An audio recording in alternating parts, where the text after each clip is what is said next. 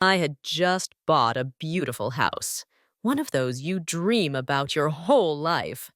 But right before moving day, my daughter-in-law came out with the news that her parents and her recently divorced sister were also coming to live with us. Listen to the story to the end and tell me what you would do in my place. When I confronted her, she got angry and blurted out, "Your opinion doesn't matter. The decision is already made." So, I came up with a plan. The next day, when she arrived with her parents, she froze at what she saw.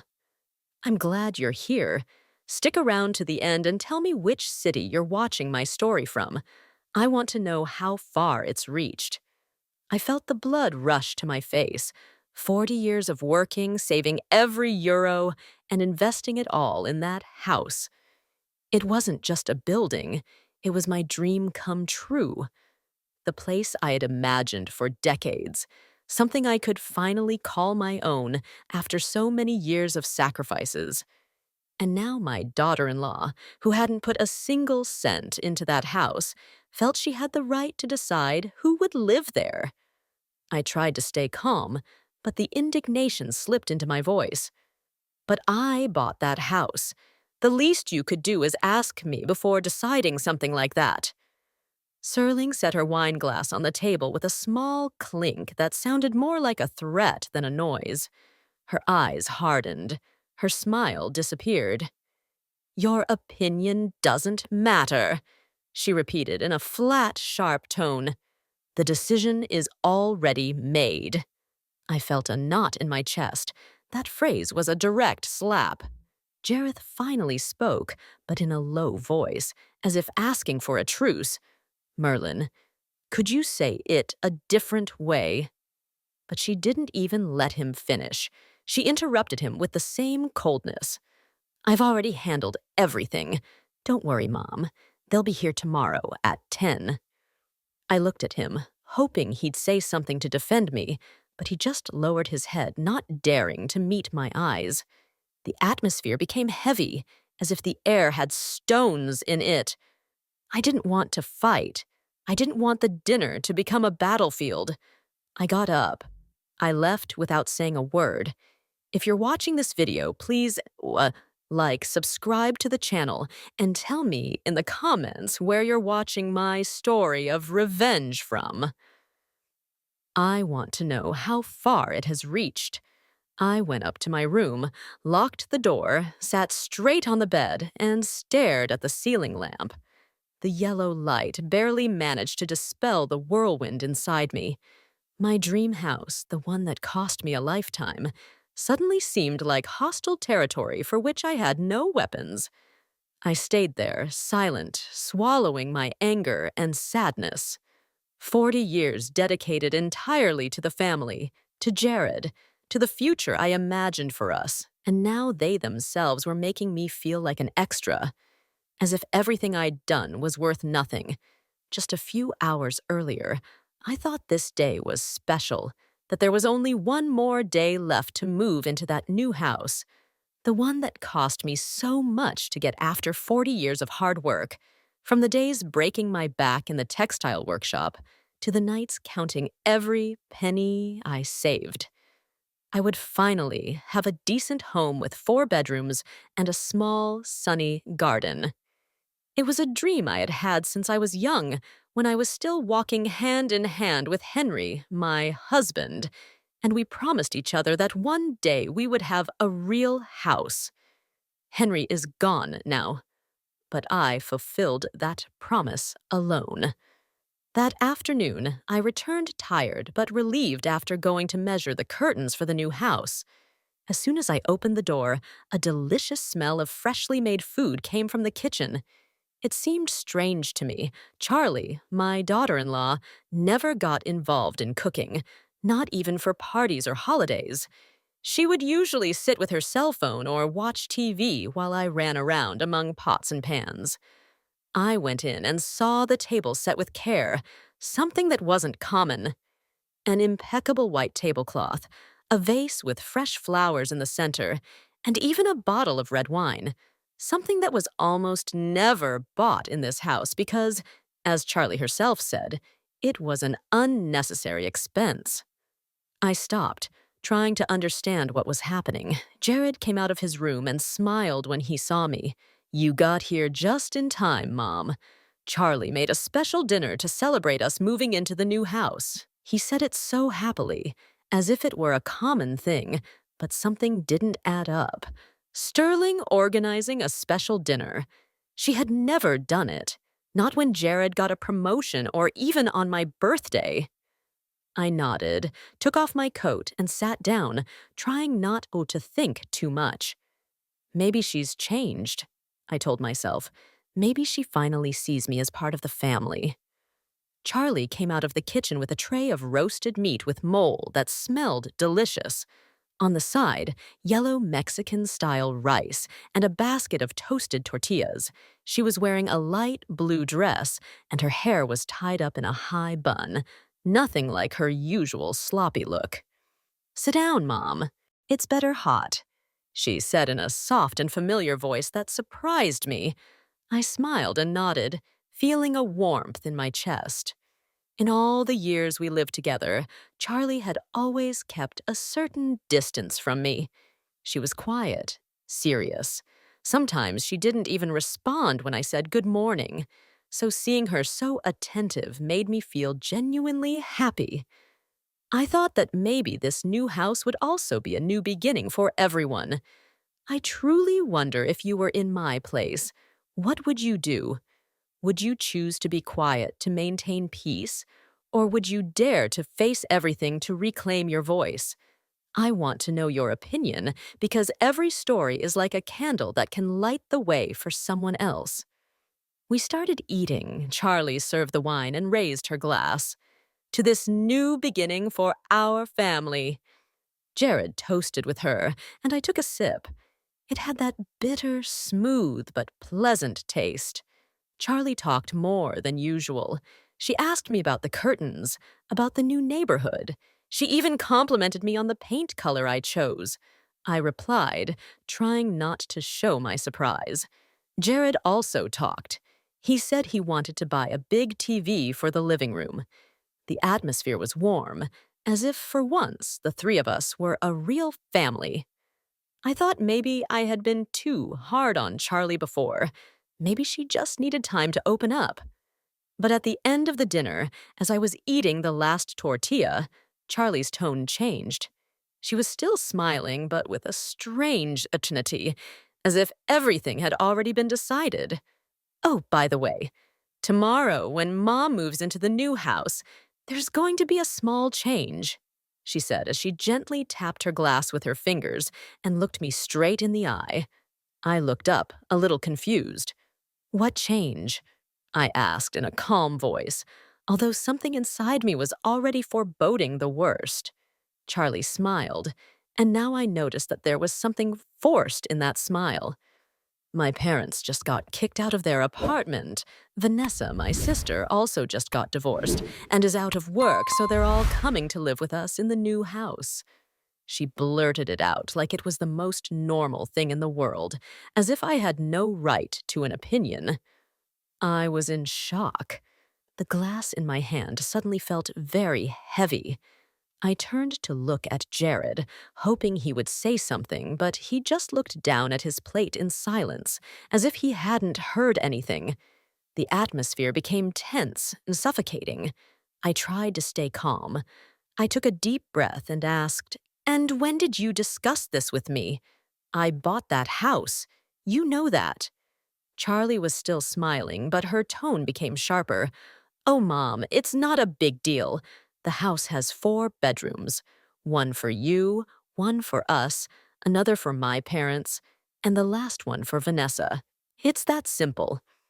She shrugged, as if everything had already been decided and my opinion was worthless. She said my opinion didn't matter. I shook my head without thinking, because only I knew that I had never had a voice in this house. I closed the door to my room. The dry click of the lock sounded as if it were leaving the world outside. My little room, which I had moved into to give the master bedroom to Jared and Charlie. barely had space for a single bed, an old closet, and a wooden shelf. On the shelf, the portrait of Henry, my husband, still watched me in silence. I turned off the light, lay down, but my eyes were burning, and I couldn't sleep. How could I sleep if my world had fallen apart in the middle of a dinner that I thought was the beginning of a new chapter? Outside, I could still hear the dishes in the kitchen. Charlie was doing the dishes, or maybe just pretending to, because I could also hear the water running and the TV on with a silly comedy show. The laughter from the TV didn't bring me any comfort. Charlie's phrase kept repeating in my head, "Your opinion doesn't matter." It wasn't just a phrase. It was like a knife plunged into the depths of a heart already tired of so many years of enduring. I stayed there, with my hand over my chest, trying to breathe evenly, but each breath felt heavier than the last. At around 10 p.m., someone knocked softly on the door. "Mom."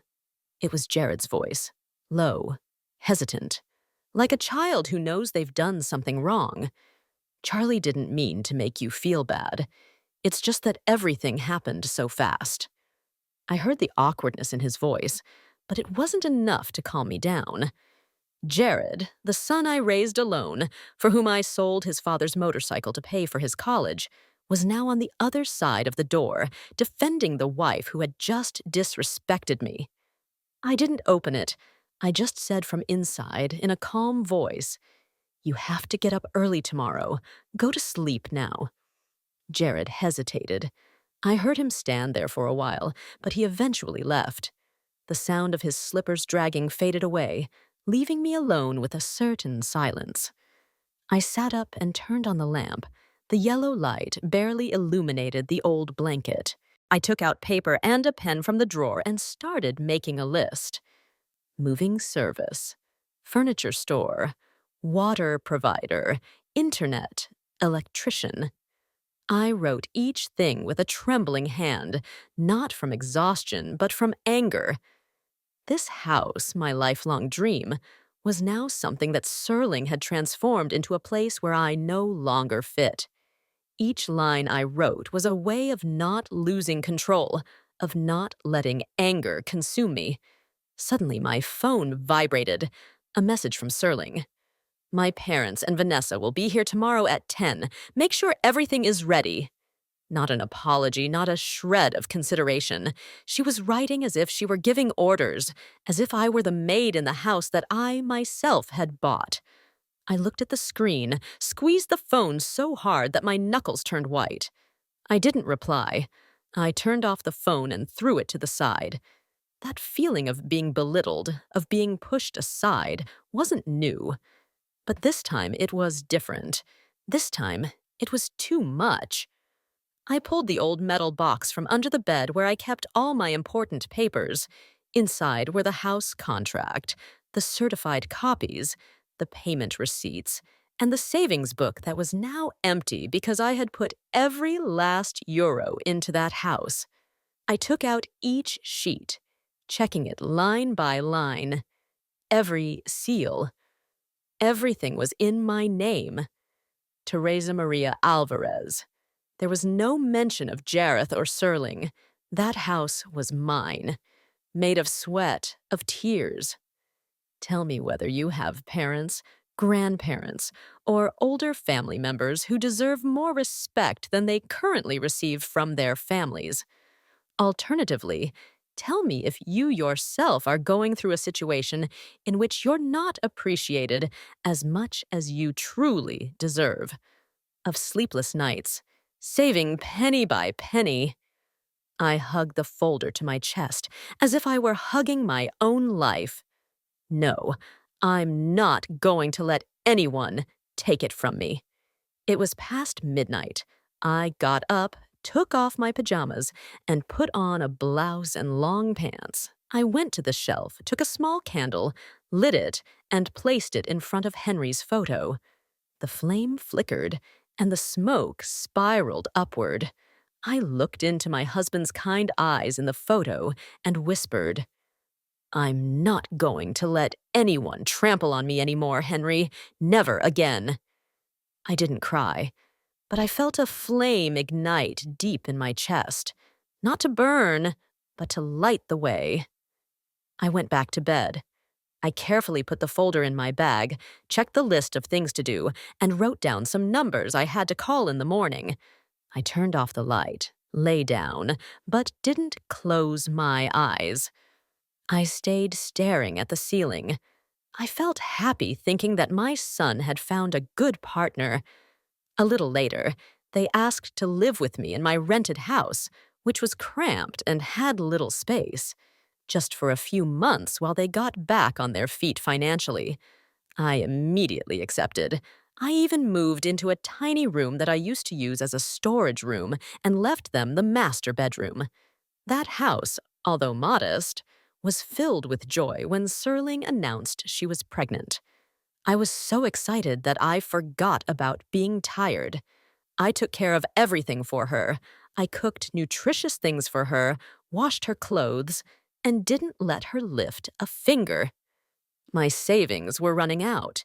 Between buying them a car, fixing up the house, paying for services, and even covering the Netflix bill that she loved so much. I bought a beautiful wooden crib, dreaming of the day I would hold my grandchild. But then Serling lost the baby. It was a huge blow for everyone. After that, she decided never to have children again. I was saddened, but I tried to comfort her, thinking she needed time to heal. Since then, Serling changed. She became cold. She barely spoke to me. I would say good morning, and she would just nod without replying. When I finished washing the dishes, she would come in to check and rearrange them as if they weren't clean. One day, I prepared a cabbage soup that she used to love, and she only took one spoonful before pushing the plate away with a look of disgust. "How can you cook like this, Mom? I can't eat it." I was paralyzed, but I just forced a smile and started to clean up. Another time, I commented that she left her shoes scattered at the entrance, and she replied with contempt, "Mom, you've said enough. I can take care of myself." Every time that happened, I would lock myself in my little room, close the door, and tell myself that she was still hurting, that I had to be patient. But my patience was slowly running out. One night, I couldn't sleep, so I went to the kitchen for a glass of water, and by chance, I heard Serling tell Jareth, "Your mom bought the crib and baby things too soon. It brought bad luck, and that's why we lost the baby." I stood behind the door, gripping the glass tightly, feeling my heart shattered. Jared didn't say anything. He just stayed silent. I went back to my room, lay down, and the tears started to roll.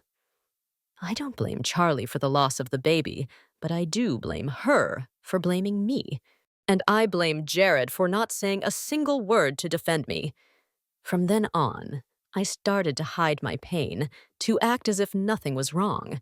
But inside, I already knew that for them, I was no longer part of this family. 5 years ago, I started saving euro by euro. I wrote everything down in a notebook, cut all my expenses, gave up simple things like coffee on the street or new shoes.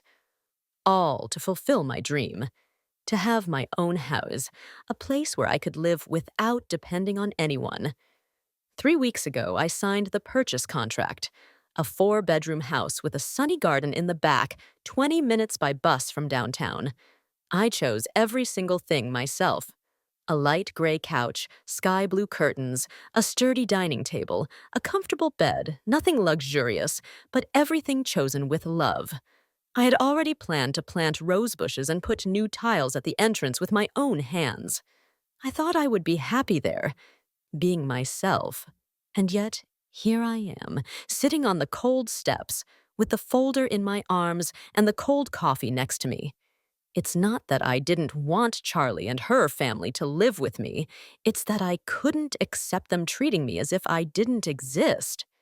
That house was the dream of my life, something that cost me years of effort, And Serling, by just saying your opinion doesn't matter, turned it into something I no longer recognized.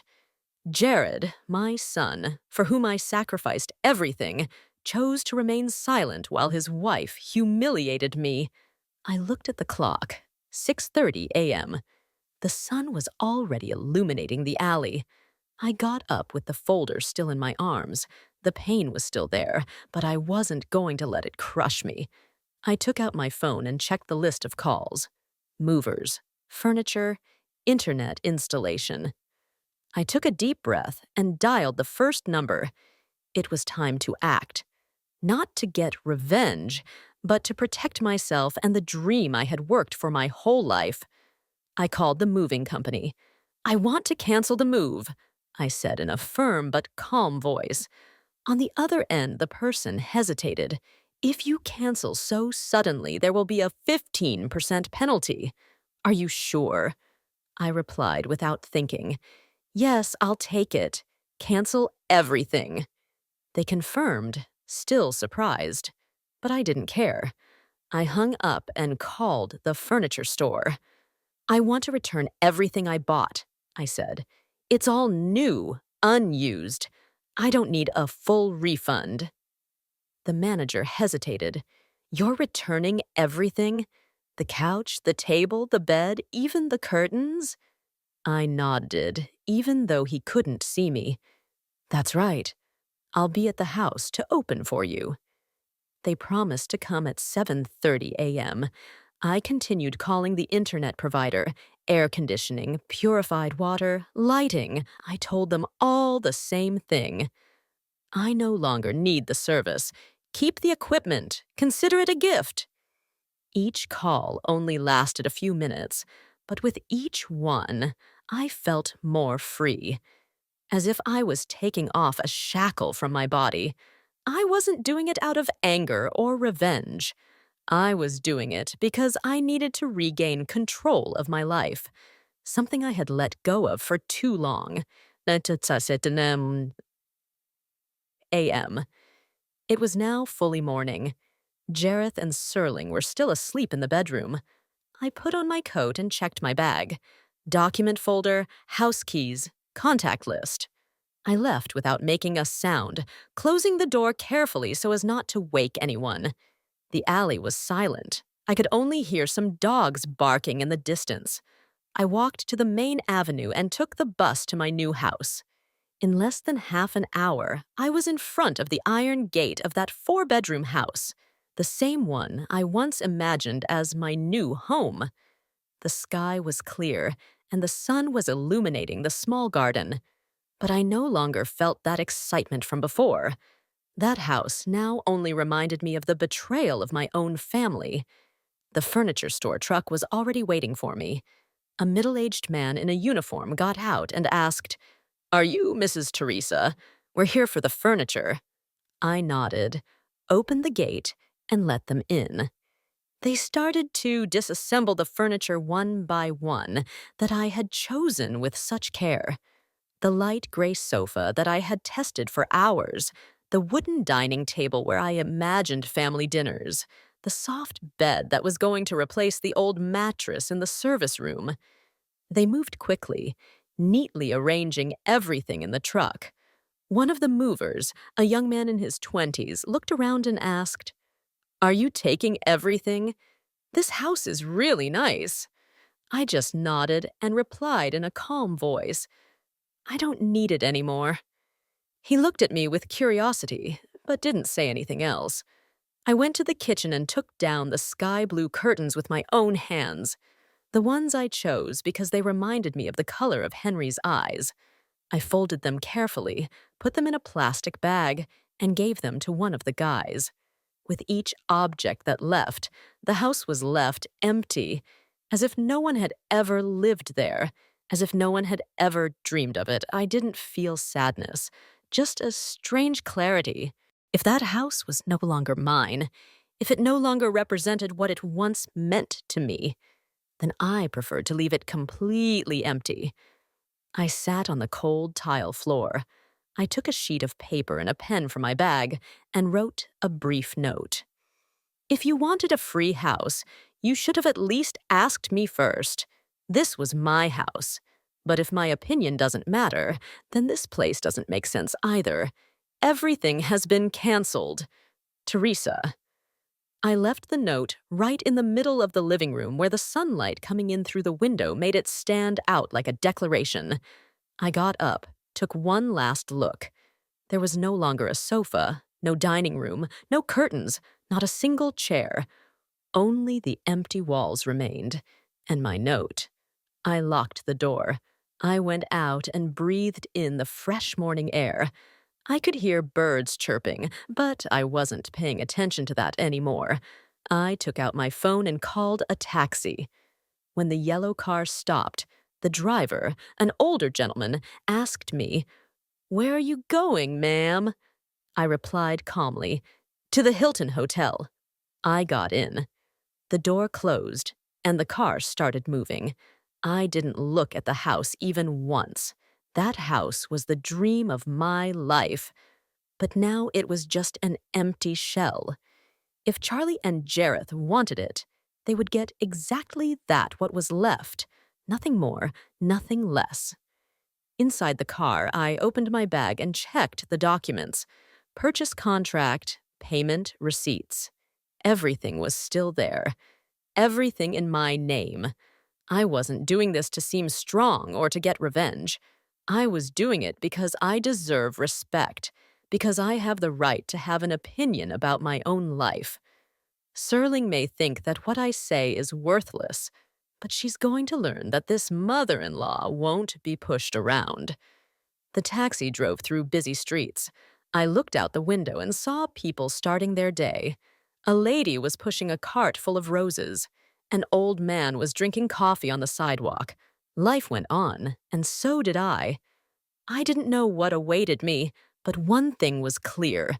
From now on, I was going to live for myself, not for anyone else. At 9:55 a.m., just as I was leaving my bag on the floor of my Hilton room, a simple room with a window overlooking a small square, my phone vibrated. A message from Jareth appeared on the screen. "Mom, where are you? We're on our way to the new house." I looked at the message. I swiped my finger across the screen and turned off the notifications. I didn't want to answer. I didn't want to give explanations. What I did this morning already said it all. The house I had worked for my whole life, the place where I dreamed of having peaceful days, was now empty with only a letter that I left in the center of the floor. If Serling thought my opinion was worth nothing, I was going to show her that I do have the right to decide what is mine. I sat on the bed. I opened the security camera app I had installed in the new house. The phone screen lit up, clearly showing the main entrance. Serling was there with a red jacket and an iPhone in her hand with a self-assured expression. Next to her were her parents, Mr. Joseph, tall and thin with a hat, and Mrs. Fernanda with her hair tied back and carrying a bag. Vanessa, Serling's sister, was dragging two large suitcases, a bag with electrical appliances, and a small flower pot. She even carried the cat in a small cage, and I could hear a faint meow through the camera. Jared came last, with his shoulders slumped, his head down, as if he didn't want to face what he was about to see. Serling took the spare key from her bag and opened the gate. She pushed the door, and they all walked in behind her. The screen clearly showed it. The door swung open, but there was nothing inside. No sofa, no table, no bed, not even the sky-blue curtains that I had chosen with such care. The walls were empty, and the sun coming in through the window made the tile floor shine.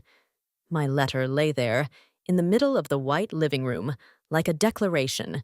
They all stood still, saying nothing for a few seconds. The first to speak was Vanessa, confused. "What happened here?" Serling bent down, picked up the letter, and read it. I saw her eyes widen, and she suddenly screamed, "What the hell did she do?" She took out her phone and started calling me over and over again. I, sitting in the hotel room, watched the phone vibrate nonstop. But I didn't answer. The more Serling called, the more confident I felt in my decision. She didn't ask me when she brought her whole family, so I didn't have to give her explanations either. Jareth started walking through the house, opening doors, checking the pantry, but everything was empty. He stopped in the living room, looked at the letter on the floor, and sighed. Mom took everything. His voice was low, as if he understood that there was no turning back. Mr. Joseph, standing next to the door, shook his head and whispered to Mrs. Fernanda, "I thought she was inviting us to live with her, Mrs." Fernanda replied in a low voice, but loud enough for the camera to pick it up. "We got ourselves into a mess." Vanessa, for her part, dragged the suitcases to the patio, muttering something to the cat in the cage, with a look of anger and bewilderment. Shirley wouldn't stop calling me. It was her 10th call when I decided to answer. I didn't want to continue with that tension, but I also wasn't going to let her think she could keep giving me orders. "Hello," I said in a calm, almost cold voice. Immediately, Charlie screamed, "Mom, you can't do this! Where did you take all the things? This house belongs to the whole family!" I took a deep breath and replied calmly, "Yes, I did. The house is mine. I have the right." My tone was serene, but each word was like a dry blow. She kept yelling, "You can't do this! Who do you think you are to decide everything on your own?" I smiled coldly, even though she couldn't see me. Yes. Well, I just did. And I hung up. I turned off the phone and left it on the bed. I got up and went to the hotel window. The square below was starting to get busy. People walking, some children running after a ball. I looked at the scene and felt a strange relief. This morning, when I canceled the moving service, returned the furniture, and took down the curtains one by one, I didn't do it out of anger. I did it because I needed to regain control of my life. For 40 years, I lived for others, for Henry, for Jareth, even for Charlie. I gave in, I sacrificed. And in return, I only received indifference and phrases like, "Your opinion doesn't matter." It was enough. I wasn't going to continue living as a shadow in my own house. I thought about the letter I left on the floor. It wasn't long, but it said everything it needed to say. I didn't write it to reproach or to get revenge. I wrote it to remind myself that I deserve respect, that my lifelong dream cannot be belittled. I went back to bed, opened my bag, and checked the documents. The purchase agreement, the receipts. Everything was still there. Proof that that house was mine. Only mine. I don't know what Charlie and Jareth will do after this, but there's one thing I'm clear about. They will not re-enter that house as if it belonged to them. I left it empty, not to destroy my dream, but to protect it. If that house was no longer a place where I could be myself, then I preferred to see it empty. I looked at the hotel room. It was simple. A bed, a small table, and the window that overlooked the square. The hallway outside was silent. No shouting, no dragging of sandals, no harsh voice from Serling. I sat on the bed, arranged the papers, and ordered a coffee from room service. When it was brought, I took a sip. The bitter and smooth aroma spread through my chest. For the first time in many days, I felt peace, as if, even if it was temporary, this was the place where I truly belonged. At noon, I went down to the reception to ask to borrow an iron. "I'm in room 211. Can I borrow an iron for a moment?" "Of course. Hold on a moment," a young receptionist replied with a smile, and went into an employee room. While I waited, a gray-haired man in a light blue shirt approached and greeted me. "Just arrived. I'm Joe, from 209. He smiled so kindly that I couldn't help but feel calmer. I replied, I'm in 211, Teresa. I extended my hand. His palm was warm, very different from the cold that had surrounded me in recent days. So he invited me to sit with him in the lobby cafeteria. I hesitated for a moment, but then I nodded. A brief chat wouldn't hurt anyone. We ordered 2 coffees. Joe told me that he used to be a literature professor and had been retired for several years.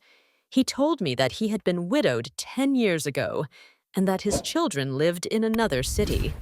They almost never visited him. I'm here because I like the peace and quiet, he commented, looking out the window. This hotel is not my home, but it makes me feel free. I nodded as I took another sip of coffee, feeling a connection with him. And what brought you to the hotel? Joe asked me.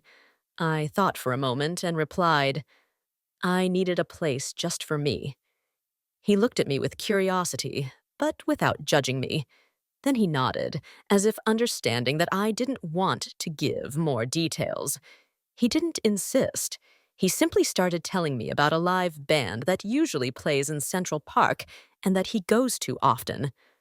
That night, I returned to my room, closed the door, and sat on the bed with my phone in my hand.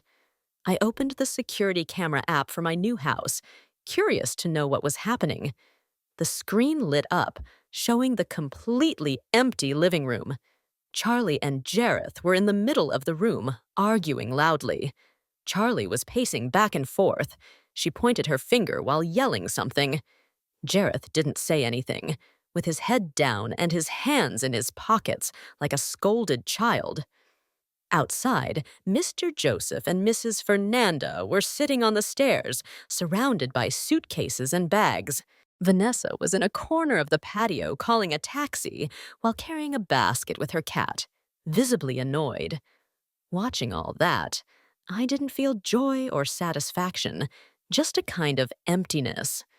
That house that was once the dream of my life was now nothing more than an empty shell.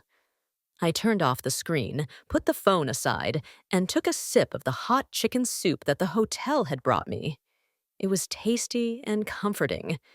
The phone vibrated with a message from Joe. Would you like to go to Central Park tomorrow? There's live music. It's very beautiful. I smiled and replied without thinking too much. Of course, I'd love to. I'm not sure why I replied so quickly, maybe because of Joe's kindness, or simply because I felt like doing something different, something just for me. The next day, I woke up early and opened the curtains. The sunlight filled the room and illuminated the square below where some people were walking their dogs. I put on a beige blouse, tied my hair back, and checked my bag, wallet, room keys, and the folder of papers that I always carried as if it were an amulet. When I went down to the lobby, Joe was already waiting for me with a light jacket and a hat on, ready. Teresa, he said with enthusiasm. I nodded, and we walked towards the park. Central Park was more lively than I imagined. A live band was playing an old bolero, one of those that Henry used to play on the kitchen radio. Joe took me to a bench near the stage and bought 2 glasses of cold lemonade. We sat down to listen to the music. We talked a little about the weather and places to eat well around there. Joe told me about his time as a teacher of mischievous but endearing students. I shared some stories of my days at the textile factory, of how, despite being tired, I always found time to bake something for Jareth. Nobody talked about family or sorrows. They were just simple conversations, but they were enough to make me feel a little lighter, as if I were living another life, one where wounds no longer dictated every step I took. On the way to the hotel, Joe pointed to a small bakery. Next time, I'll treat you to a cornbread. It's great there. I laughed. If it's as good as you say, I'll order another one. He let out a laugh, and the wrinkles on his face became even more noticeable. When we got to the hotel, I thanked him and went up to my room. I opened the window and let in the fresh air. The phone was still silent, without any messages from Jareth or Serling. It didn't surprise me. I didn't expect it either. What happened that morning in the new house was the definitive confirmation. I am no longer a woman who can be overlooked. I woke up not to shouting or reproaches, but by choosing to live for myself. 2 days have passed since the failed move, and I was already getting used to the rhythm of the Hilton. The small room with a window to the square, the birds singing in the morning, and that strange silence made me feel like I could finally breathe. I didn't turn on my phone very often. I didn't want calls or messages from Jareth or Serling. The letter I left on the floor of the empty house said everything that needed to be said. I didn't expect them to understand it, just to realize that I am no longer someone who can be underestimated. That morning, sitting at the desk in my room, I opened my expense notebook and wrote down a few things. The coffee, yesterday's lemonade with Joe, and some money set aside for tomorrow. I like this feeling, having control of everything without anyone interfering, without anyone giving orders. Suddenly, the phone rang with an unknown number. I hesitated, but I answered.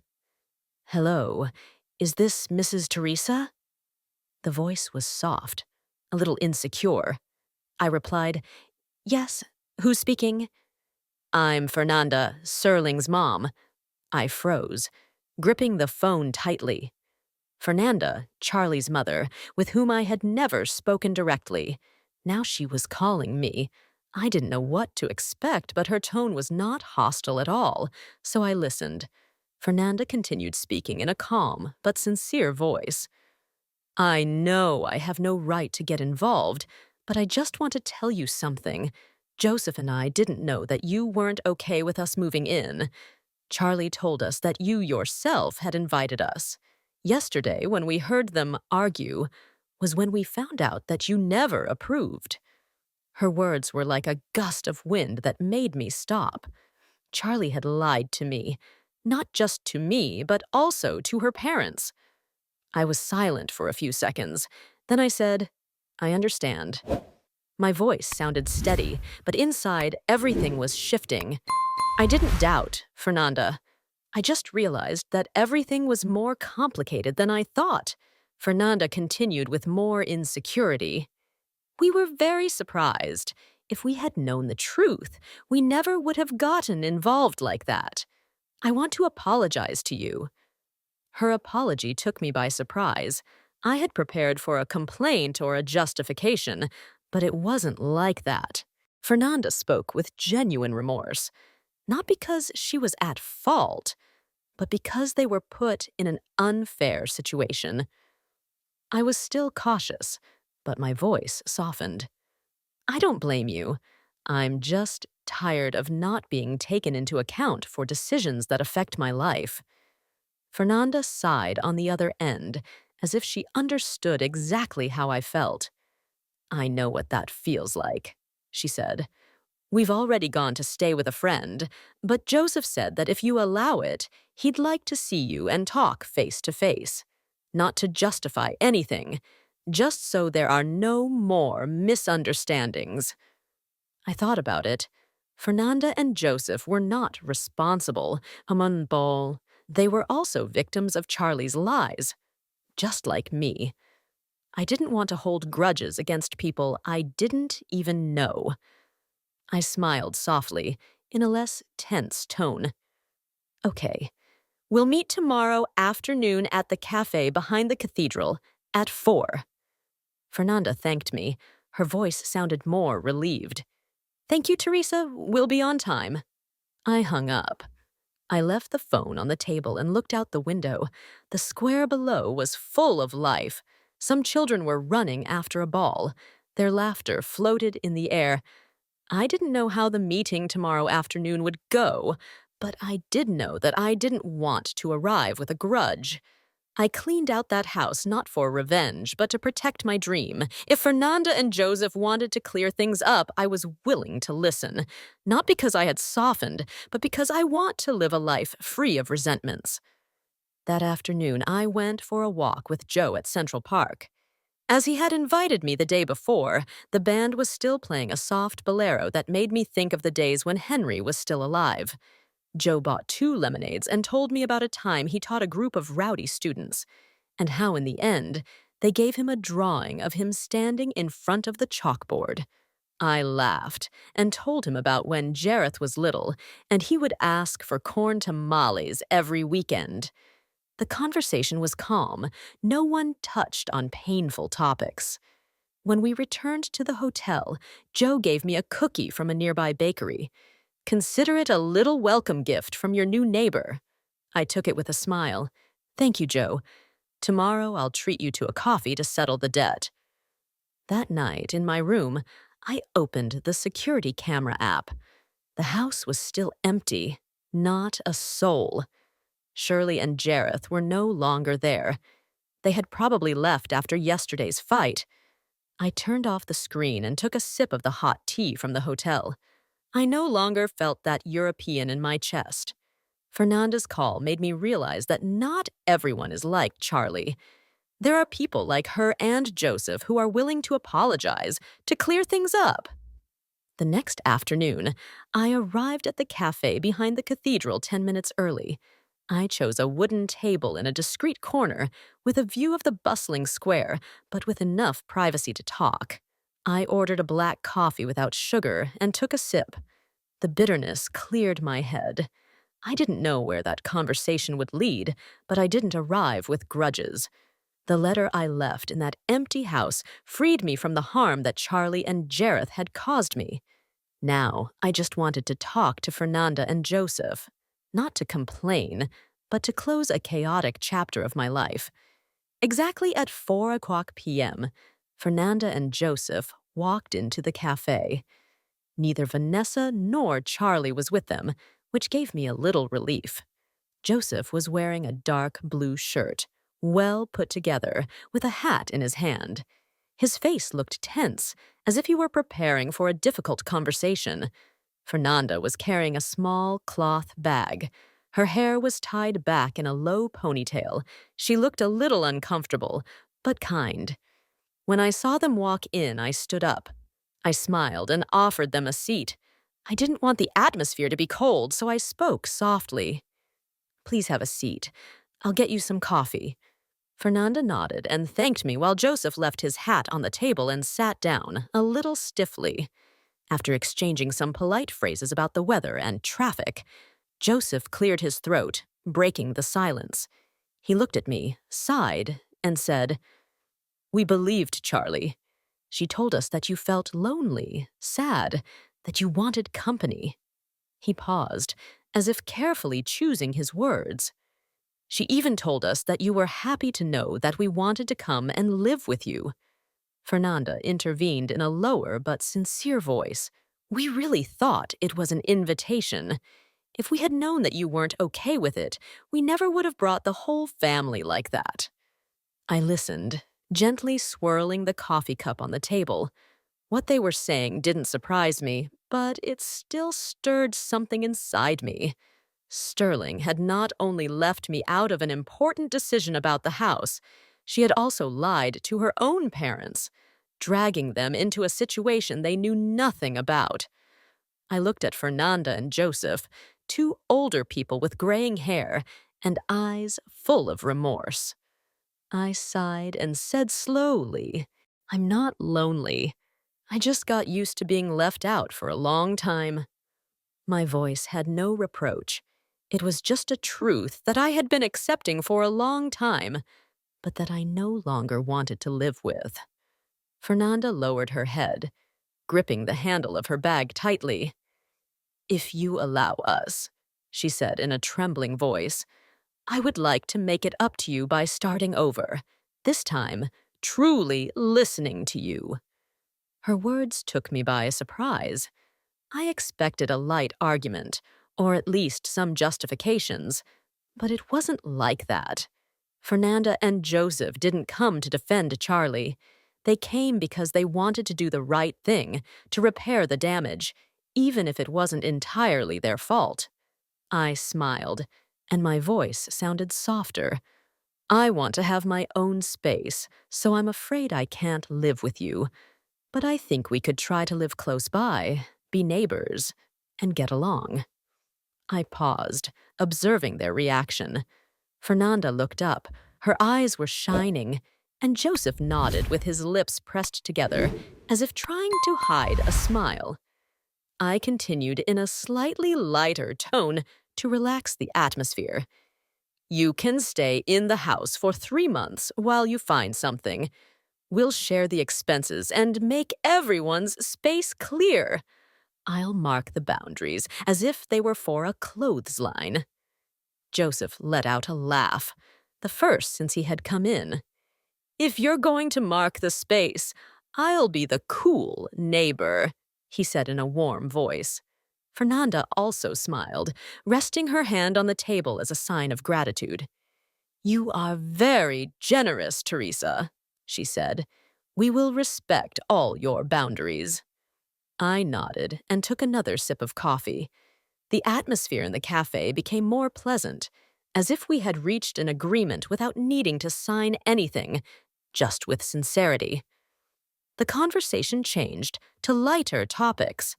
Fernanda talked about her time as a nurse, about the night shifts, and patients who still remembered her despite the years.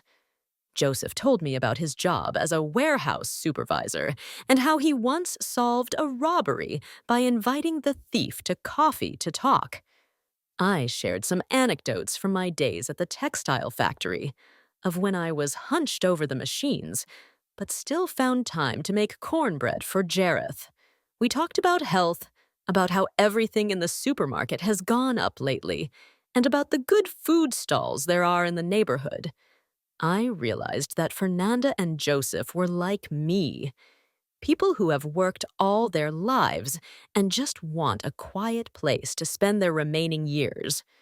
After more than an hour, Joseph stood up, put on his hat, and said, I'm leaving. I still have to pack some things. Thank you, Teresa. He gave me a firm and sincere handshake. Fernanda stayed for a while longer and suggested we walk together to the square. We left the cafe with the soft afternoon light bathing the cobblestone streets. The square was full of life. Children playing, some elderly people sitting on benches reading the newspaper. Fernanda told me more about her children, about the times she and Joseph argued, but then reconciled with a simple meal. I told her about Henry, about how he liked to sing boleros while he cooked. We laughed, not about anything particularly funny, but for the simple pleasure of sharing. On the way back to the hotel, I murmured, sometimes you find a kindred spirit in old age without expecting it. Fernanda heard it and smiled as she turned. That's right, Teresa. Sometimes strangers understand you more than your own family. I nodded, feeling lighter. That encounter not only helped me clear things up with Fernanda and Joseph, but also reinforced my determination to live for myself, not to let anyone belittle me. I had woken up not by closing myself off to the world, but by opening myself up to those who respect me. As we said goodbye at the corner, Fernanda took my hand. We'll move in on time and be good neighbors, ma'am. I smiled and squeezed her hand gently. I trust you. I returned to the hotel walking lighter. I no longer felt lonely, even though I was living alone. Fernanda and Joseph, Joe, and all the people who are yet to come, they are proof that life still has good things in store, if I dare to look for them. Days after that chat at the cafe with Fernanda and Joseph, I returned to the new house to put some things in order and get it ready for them to stay provisionally, as we had agreed. The house was still empty, but I had already brought some wooden chairs, a small table, and some basic items so they could settle in. I was in the kitchen, cleaning the window frame, feeling the fresh air from the small back garden. I no longer felt burdened as before.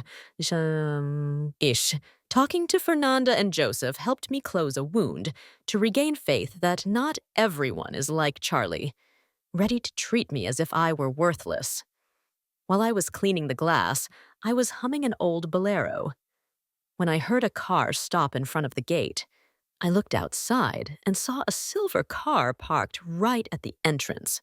Charlie got out of the car wearing a white blouse and an impeccable black skirt, but with a hard face, as if she were carrying a storm with her. Behind her came Jareth, hunched over, avoiding my gaze, as if he didn't want to face me. From the back seats, a young man got out wearing a gray suit and carrying a folder in his hand. I opened the gate, stood firm, and spoke in a calm but firm voice. If you've come to apologize, go ahead. If you've come to demand, you can go back. Serling lifted her head, defiant. You have no right to kick us out of this house. The house is also Jared's. Jared tried to calm her down in a low voice. Serling, we've just come to talk, that's all. But even then, he couldn't look me in the eye. I led them to the living room, where there were only 4 wooden chairs that I had recently brought. Fernanda and Joseph were in the kitchen drinking tea. When they heard the noise, they came out, but they stayed in silence in a corner without intervening. I invited the 3 of them to sit down and looked at the man in the suit. He introduced himself. I'm Raphael, a lawyer. We need you to prove that this house belongs to you. I nodded. I went into the bedroom and took a folder from my bag. In front of Raphael, I placed the deeds, the purchase agreement, and all the payment invoices. Everything in my name. Teresa Maria Alvarez. I spoke clearly. I have not signed any document of assignment, donation, or co-ownership. This house is exclusively my property. It is legally notarized. If you want to get into legal matters, you have no way to win. Raphael was leafing through the file and nodding his head without saying anything. But Gerlinda couldn't stay calm. She stood up abruptly and yelled in a shrill voice, "We are also your family, Mom. Why are you treating us like we're parasites? Have you ever thought about how your own son feels? Or do you just want to be alone, clinging to that house until you die there?" Her words were like knives, but I didn't let them affect me. I had endured enough disrespect from her, and this time, I wasn't going to stay silent. Before I could respond, Fernanda stepped forward and yelled, "Charlie, that's enough! Is that how I taught you to talk to your mother-in-law?" Her tone was firm, but not angry, like a mother trying to correct her daughter. Joseph intervened in a lower voice. "Charlie, your mother-in-law never invited us. You lied to them." Fernanda continued in a soft but firm voice. "We are here as guests, not as owners. What did your father and I teach you? Did we teach you to lie and disrespect your elders?" The room fell into complete silence. Charlie stood there with her face red, unable to say a word. I turned to Jared, and for the first time in months, I looked him straight in the eyes. "Does it really seem okay to you that your wife talks to me like that?" I asked in a calm voice, but each word weighed like a stone. Jared lowered his head and replied in a low voice like a scolded child. "I'm sorry, Mom. I let everything get out of control. I didn't know that Charlie had lied to her parents." His apology surprised me. I saw that his eyes were full of tears, but I didn't let myself be softened. I had given my life for Jared, but his silence when Charlie humiliated me was something I couldn't ignore. Serling suddenly changed her tone with teary eyes and a gesture of remorse. "Mom, if you kick us out, we don't know what we're going to do. I don't have a job, and Jared is in debt. Forgive us. We just wanted a place to start over." I looked at her. I saw remorse on her face, but I wasn't sure if it was real or just another act. Fernanda looked at me with compassion and said, "Teresa, if you want to tell them no, I understand. But if you give them a little path, just a small one, maybe they can continue on their own." I sighed and looked at each of them. Raphael was writing in silence. Fernanda and Joseph were together with hopeful eyes. Jared with his head down, and Serling with teary eyes. I spoke slowly in a firm voice. I'm going to forgive you out of respect for your parents, because at least they knew how to really apologize to me. But I'm not going to support you for one more day. Serling lifted her head, confused. What do you mean, Mom? I replied without hesitation. I'm not going to split the house. I'm not going to let you stay. I'm not going to lend you money or sign anything for you. You are adults now. If you're old enough to make decisions without telling your mother, you're also old enough to support yourselves. Jared nodded with his eyes still moist, but his voice was calm. Yes, Mom is right. We're going to look for a place to live.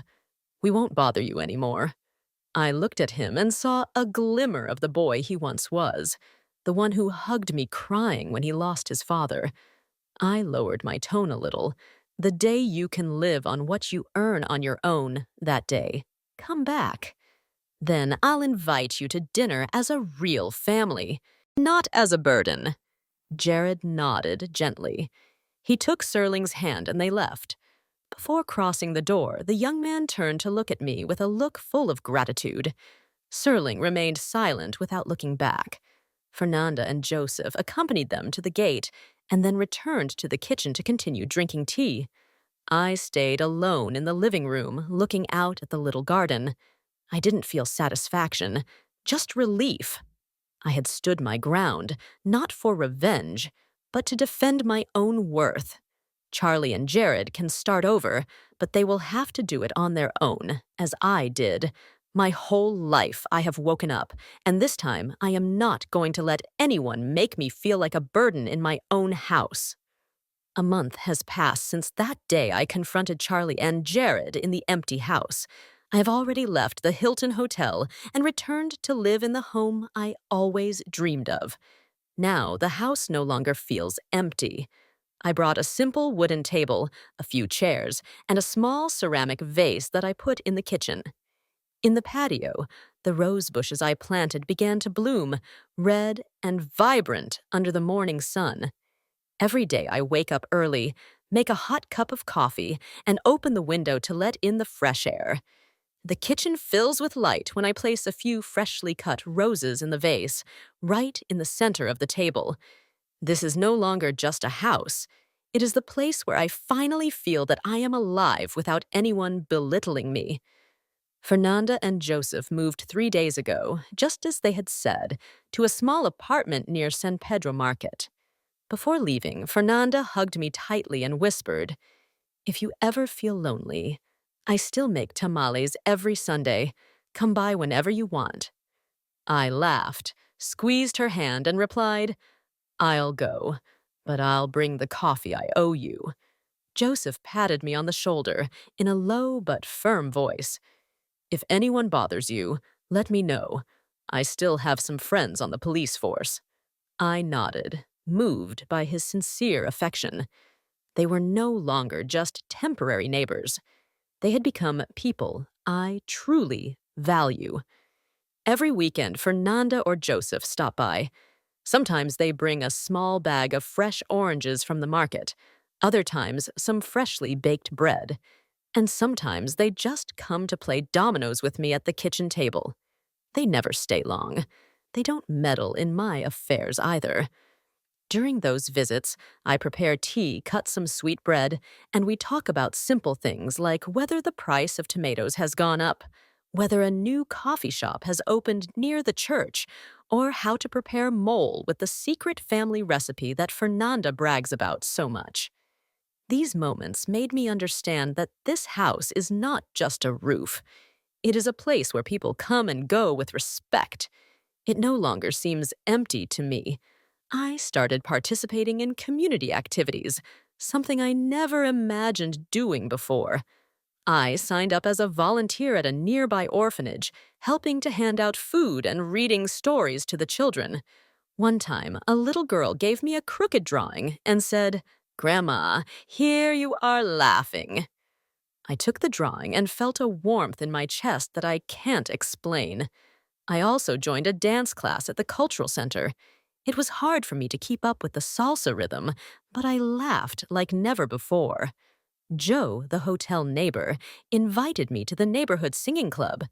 At first, I hesitated, but in the end, I dared to try it. One Friday night, I ventured onto the club's stage and sang an old bolero that Henry liked very much. My voice wasn't pretty, and I even messed up some of the bars. But when I looked down, I saw Joe sitting there, clapping with a huge smile. He yelled, "You went off beat, but you have soul!" I burst out laughing. For the first time, I felt that I could live without being perfect, just by being myself. One afternoon, while I was watering the rose bushes in the patio, my phone vibrated. It was a message from Jareth. "Mom, I've started working at the electronics store. Sterling got a job as an accountant at the clinic near the apartment. We're not asking you for anything. We just wanted you to know that we're trying. We understand now, Mom." I read the message. I left the phone on the table and didn't reply immediately. I no longer held a grudge against either Jareth or Serling. Everything that happened taught me that I can't live for them, just as they can't live for me. But it gave me peace to know that they were trying to get ahead on their own, just as I did. I was sitting on the terrace with a half-read book about gardens in Puebla. Joe appeared by surprise with a pot of lavender. "So your kitchen smells nice and you don't feel so lonely," he said with his eyes shining. I looked at him and smiled. "Thank you, but you're wrong. I am alone, but I don't feel lonely." Joe let out a laugh, placed the lavender on the table, and sat next to me on the wooden bench. He was carrying an old radio. He turned it on, and a soft song started playing. I swayed gently to the rhythm of the music, feeling the light of the sunset caress my hair. Another afternoon, Joe came back, this time with a plate of corn tamales that Fernanda had sent. We sat in the garden, eating slowly while the radio played an old bolero. I told Joe about my days at the textile factory, about how I counted every euro to raise Jareth. He told me about his classes, about the students who made him laugh until his stomach hurt. We didn't talk about our wounds. We just shared simple things, but enough to feel that we were alive, truly alive. I looked at the garden. The red roses trembled in the wind. This house that one day was at risk because of Charlie's contempt, today is my refuge. I am no longer the Teresa who endured everything, who lived for others. I am Teresa, the woman who dedicated her life to building a dream and who is now living it her way. Looking back, I sincerely want to tell you to always value your own effort and never allow anyone, not even your own family, to minimize your dreams or sacrifices. I spent my whole life giving in, staying silent. But it was when I decided to defend myself that I found peace and became myself again. This house that I bought is not just a bunch of bricks. It is the symbol of the independence and dignity that cost me tears and hard work. I didn't choose to hold grudges or break ties, but I did choose to set boundaries so that no one would hurt me again. And in the end, that gave me back to myself. The story we tell is fictional, but it is based on some real events. The names and places have been changed to protect the identity of those who were involved. We are not telling this to judge, but with the hope that someone will listen and stop to think about how many mothers are suffering in silence inside their own homes. I am truly curious. If you were in my shoes, what would you do? Would you choose to remain silent to keep the peace? Or would you dare to face it all to regain your voice? I want to know what you think, because every story is a candle that can light the way for someone else. God always blesses. And I firmly believe that courage leads us to better days. Meanwhile, on the final screen, I leave you with two of the channel's most beloved stories. I assure you that they will surprise you. Thank you for staying until the end. The names and places in this story have been changed to protect the identities of those involved. We do not share this to judge, but in the hope that someone will pause and reflect on how many mothers are silently suffering within their own homes. I truly wonder, if you were in my place, what would you do? Would you choose silence to preserve peace? Or would you dare to confront everything in order to reclaim your voice? I long to hear your thoughts, because every story is like a candle that can light the path for someone else. I firmly believe that God always blesses, and that courage leads us toward brighter days. As we close, I leave you with two of the channel's most beloved stories. I am certain they will surprise and inspire you. Thank you for staying with me until this moment.